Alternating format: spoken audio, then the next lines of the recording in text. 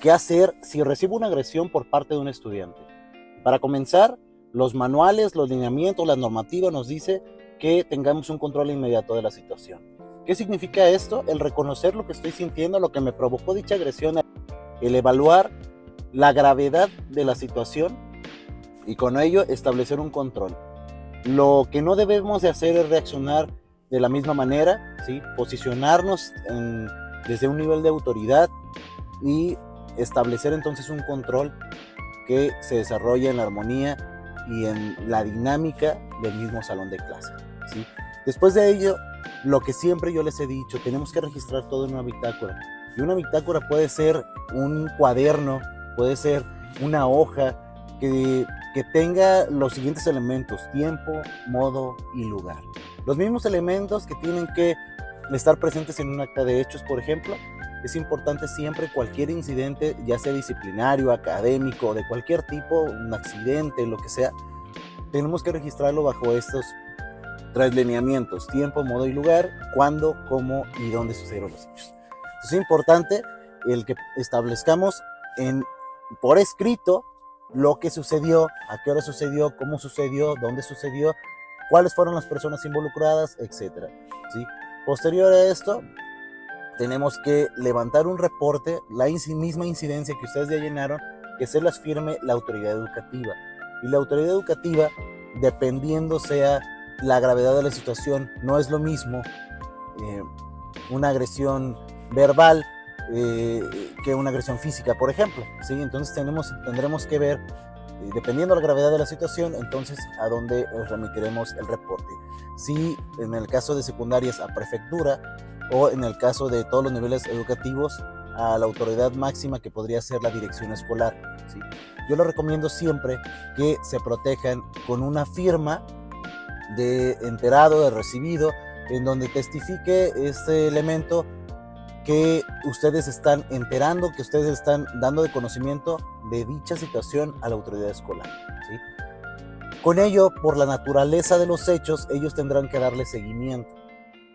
Y lo correcto sería que entonces llamen a madres y padres de familia y se dé de conocimiento a la situación y se levante otra incidencia en donde se establezcan acuerdos, y que es muy importante que existan dos testigos, y estos acuerdos tendrán que dar cumplimiento para que entonces se continúe con un seguimiento que permita que esta conducta pueda erradicarse o en gran medida disminuirse, ¿sí?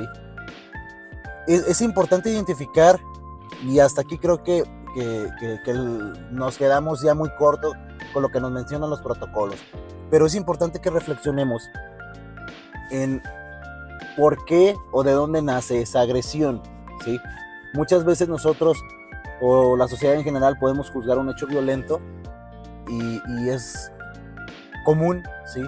Pero al estar nosotros presentes dentro de un aula, sí, es muy interesante cuando analizamos el porqué de los actos, ¿sí?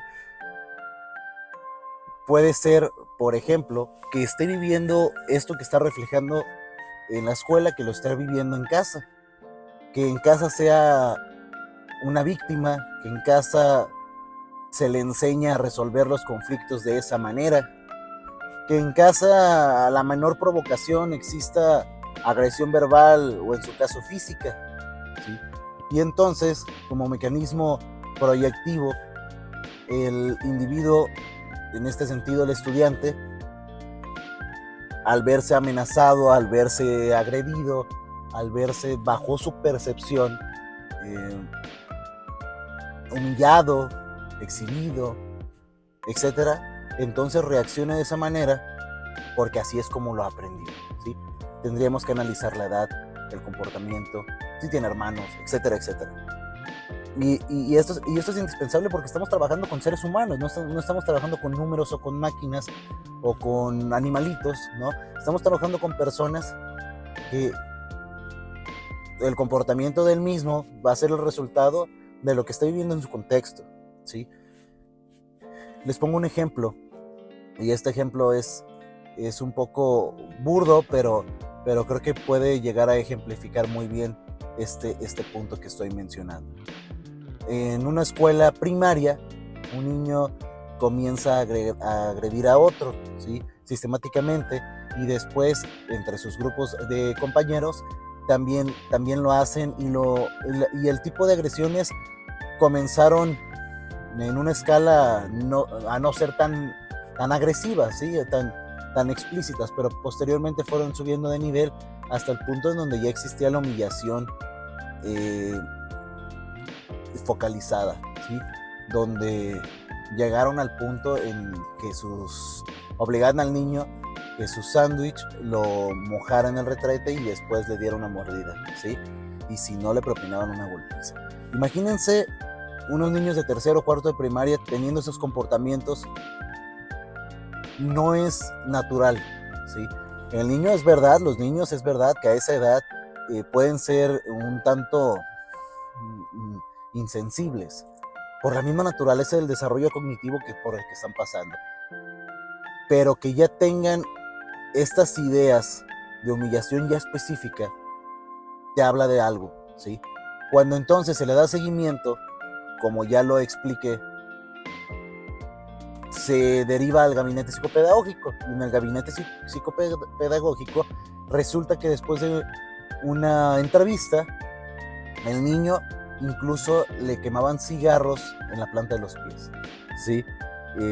Vivía con su padrastro y uno de sus tíos, que es el que los cuidaba, también tenía este tipo de comportamientos, y otros más horribles que no es el caso sacarlo, no tiene caso sacarlos en esta conversación, pero el punto es ese, que en muchas de las ocasiones lo bueno o malo que pueda estar sucediendo en el salón de clases son un resultado natural y un reflejo específico de lo que el niño o la niña están viviendo de manera explícita en su hogar, ya sea un círculo amoroso, ya sea un círculo violento, pero será el reflejo de lo que esté padeciendo. Por ello, nosotros tenemos que ser sensibles y analíticos, reflexivos, y no quedarnos con la primera impresión del acto violento, sino preguntarnos qué es lo que originó, qué es lo que orilló, qué es lo que provocó que ese acto violento